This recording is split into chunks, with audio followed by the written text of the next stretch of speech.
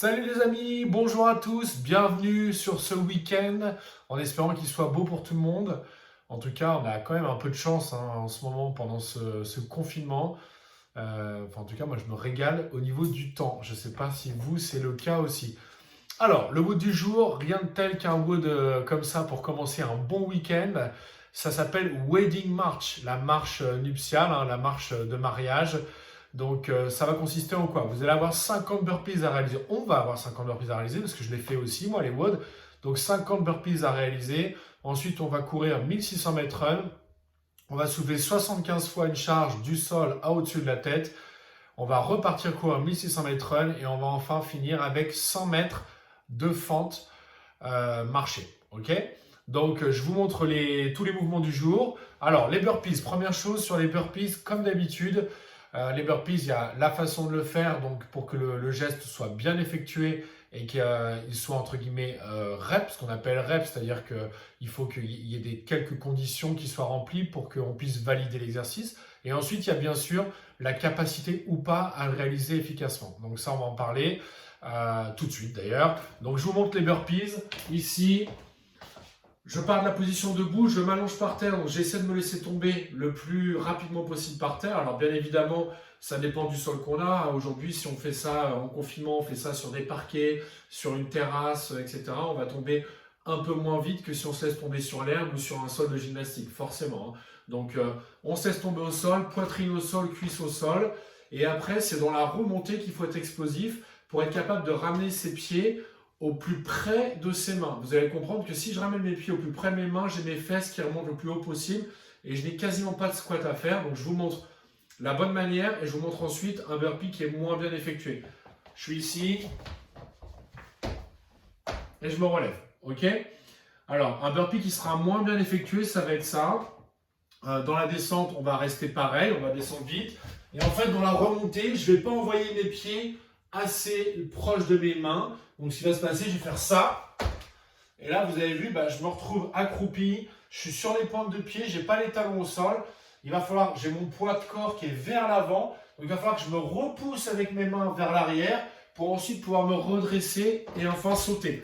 Donc là, vous avez vu que cette position-là, je fais un squat complet pour pouvoir me relever. Alors que si je fais mon burpee de la bonne manière, ici, et que j'envoie mes pieds au plus près de mes mains, là, vous avez vu, mes jambes sont quasiment tendues. Je n'ai plus qu'à relever mes mains et à sauter.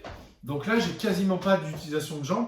Ça va être important sur ce WOD-là aujourd'hui puisque vous avez 50 burpees à faire et derrière, vous avez 1600 mètres de run. Donc si sur les 50 burpees, vous avez fait un squat à chaque fois pour vous relever, quand vous allez partir courir, vous allez le sentir vraiment, vraiment beaucoup dans les jambes. Ok pour les burpees?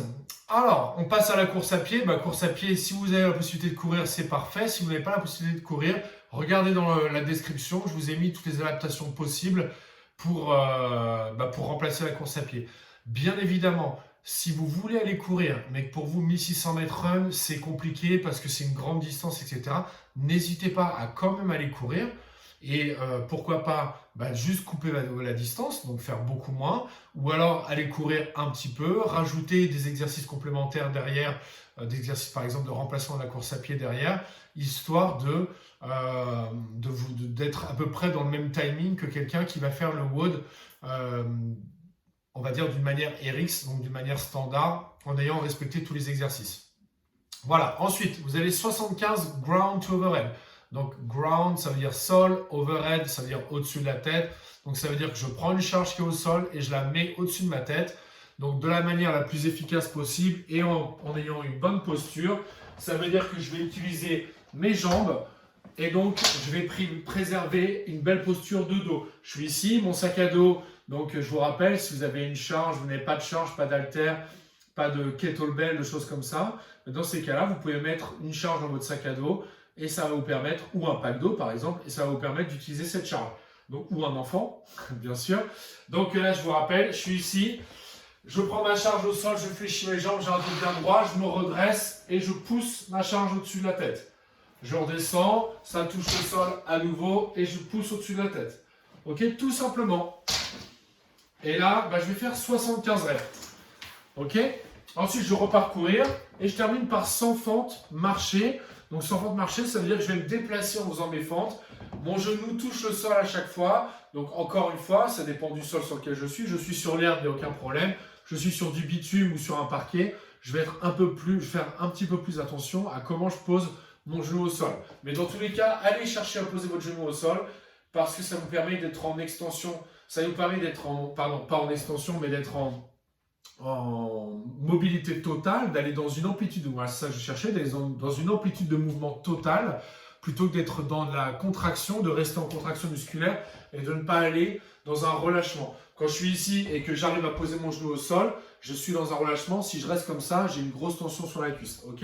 Donc je suis ici, je touche le sol, je me redresse, je touche le sol. N'hésitez pas à mettre des genouillères si vous en avez, si vous voulez avoir un petit amorti pour ne pas vous faire mal à la rotule. Voilà pour le vote du jour. Donc, les petits conseils, je vous les ai donnés. Juste un dernier conseil, c'est sur les 75 répétitions, c'est là-dessus que ça va normalement être difficile. Et l'idée, c'est d'aller chercher à faire des séries longues, d'accord? Sur des watts comme ça, chercher à avoir un rythme plutôt. On ne va pas dans le sprint, on est dans un rythme qu'on peut tenir sur des séries plus longues. Donc, imaginez par exemple 75 reps. Est-ce que je fais 3 séries 25? Vous savez, pour ceux qui me connaissent, moi, j'aime pas trop faire des séries qui sont identiques. Je préfère faire des séries où, en fait, on commence par des séries plus grosses et on descend au fur et à mesure. Par exemple, je ferais bien plutôt 30, 25, 20. Et comme ça, en ayant fait ça, mentalement, je sais que j'ai fait plus, puis après, je descends un petit peu, puis je descends encore un petit peu. Et donc, je trouve ça plus facile mentalement que de se dire, je fais des séries de 25 et donc quand j'arrive à ma deuxième série de 25, je sais qu'il me reste la même chose à faire pour terminer mon WOD. Voilà pour le WOD du jour. Je vous souhaite une belle journée. Tenez-nous au courant, commentez dans les différents posts et dites-nous ce que vous avez pensé de ce WOD. Salut à tous, bon week-end!